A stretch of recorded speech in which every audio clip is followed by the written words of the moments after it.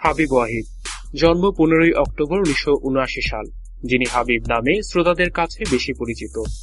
তিনি একজন বাংলাদেশী সুরকার এবং সঙ্গীত শিল্পী।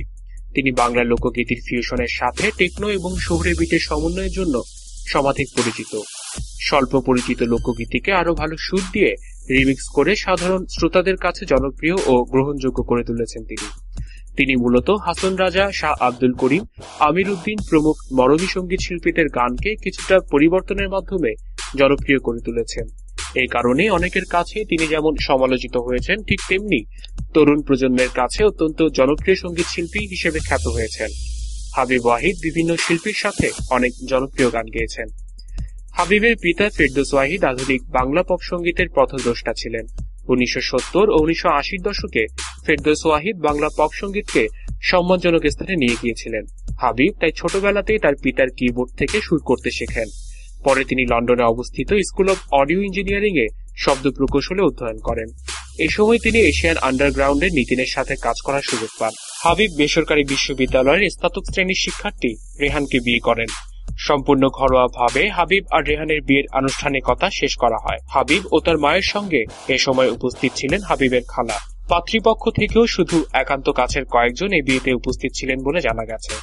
এর আগে 2003 সালে হাবিব ওয়াহিদের প্রথম স্ত্রীর সঙ্গে তার ছাড়াছাড়ি হয়ে যায়। হাবিবের প্রথম সন্তান আলিম ওয়াহিদ 2012 সালের 24 ডিসেম্বর জন্মগ্রহণ করে।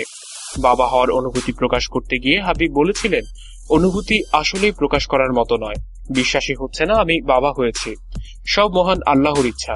তার কাছে শুকরিয়া আদায় করছি আমার সন্তান যেন সুস্থভাবে পৃথিবীর বুকে বেঁচে থাকতে পারে। হাবিবের প্রথম লোকসঙ্গীতের রিমিক্স অ্যালবাম কৃষ্ণ লন্ডনে ছাত্র অবস্থায় থাকাকালীন সময়ে এটি প্রকাশিত হয়। এই অ্যালবামের কনসেপ্ট ও সুর অনেক পূর্বেই তৈরি করেছিলেন এবং শুধু একজন গায়কের জন্য অপেক্ষা করছিলেন বলে জানা যায়।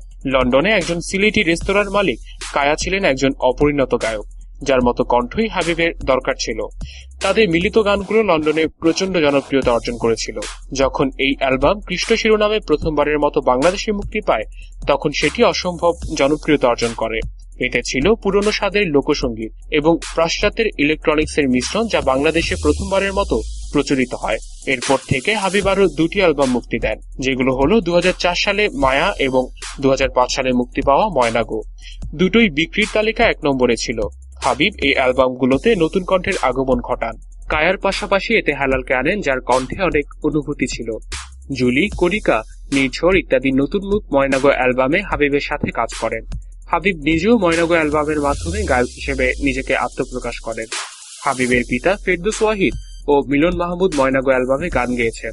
হাবিবের গানগুলোতে হিপ হপ, র্যাপ ইত্যাদিতে কণ্ঠ দেন কুনলে। হাবিব নিজেকে অন্যতম জনপ্রিয় তরুণ সঙ্গীত পরিচালক হিসেবে প্রতিষ্ঠিত করেছেন।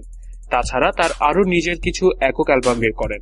হাবিবের অন্যতম অ্যালবামগুলো হলো 2006 সালে মুক্তি পাওয়া শোনো, হৃদয়ের কথা এবং বলছি তোমাকে, 2007 সালে মুক্তি পাওয়া পাঞ্জাবিওয়ালা, 2008 সালে মুক্তি পাওয়া আকাশ ছোঁয়া ভালোবাসা, এই তো প্রেম ও চন্দ্রগ্রহণ, 2010 সালে মুক্তি পাওয়া প্রজাপতি, 2011 সালে মুক্তি পাওয়া আহ্বান, 2012 সালে মুক্তি পাওয়া বলছি তোমাকে, 2012 সালে মুক্তি পাওয়া রং ও স্বাধীন এবং তুমি সুন্দর মেঘমালা। এছাড়া রয়েছে সিঙ্গেল ট্র্যাক হারিয়ে ফেলা ভালোবাসা, মন ঘুমায় রে, তোমার আকাশ এবং মনের ঠিকানা। তাছাড়া হাবিব বেশ কিছু টিভি বিজ্ঞাপনের গায়ক হিসেবে কাজ করেছেন।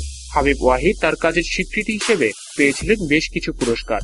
সেগুলো হলো মেরিল প্রথম আলো পুরস্কার শ্রেষ্ঠ অ্যালবাম শোনো 2006, শ্রেষ্ঠ গান ভালোবাসবো বাসবরে, হৃদয়ের কথা 2006, শ্রেষ্ঠ অ্যালবাম বলছি তোমাকে 2006, শ্রেষ্ঠ গান দ্বিধা ছবি 3rd সিঙ্গুলার নাম্বার 2009, শ্রেষ্ঠ অ্যালবাম প্রজাপতি 2010, শ্রেষ্ঠ গায়ক মেরিল প্রথম আলো পুরস্কার 2011। এছাড়াও পেয়েছেন সিটিসেল পুরস্কার 2012 এবং জাতীয় পুরস্কার 2013 সালে। এলটিভির সাথে থাকার জন্য সবাইকে ধন্যবাদ। এক্সক্লুসিভ সব খবরের জন্য আমাদের সাবস্ক্রাইব করুন।